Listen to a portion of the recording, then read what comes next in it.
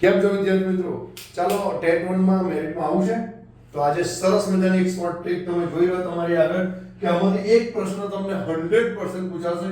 ખાલી જોઈ લો એક વખત. જો બુદ્ધિની મેં તમને 3 વ્યાખ્યા અહીં આપી છે, તમે જોઈ શકો છો.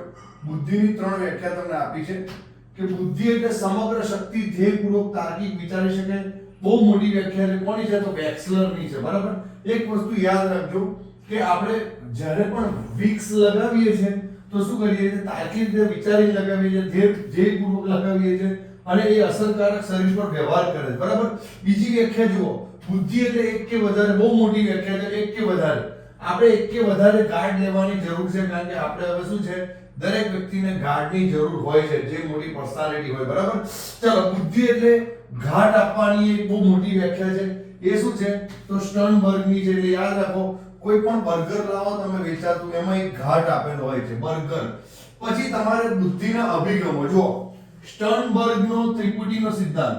અમે ત્રિપુટી ભેગા થયા કોલેજમાં તો બર્ગર ખાવા ગયા. જો તમારી માટે મસ્ત સ્પેશિયલ. સ્પાઈડરમેનનો દ્વિઘટક. સ્પાઈડરમેન મળ્યો ને મને, તો એને બે ઘટક કરી નાખ્યા. એક વ્યક્તિના બે ઘટક કર્યા. સ્પાઈડરમેન એ દ્વિઘટક અભિગમ. બરાબર. 31 બધાને બહુ અવયવો તૂટી જાય સાહેબ. થર્સ્ટનનો બહુ અવયવી સિદ્ધાંત. 31 ઘણા બધાના અવયવ તૂટી જાય. તો યાદ રાખો 31. હવે 31 આવી રહી છે. જેપી દાસ તો પાસ. જેપી દાસ તો પાસ. બરાબર. પછી બહુવિધ બુદ્ધિવાળા હોય, બહુવિધ બુદ્ધિવાળા લોકો હોય, એને ગાર્ડની જરૂર પડે, ગાર્ડનર. બરાબર. અને શુભનમ ગિલે તો ટ્રિપલ સેન્ચુરી મારી સાહેબ.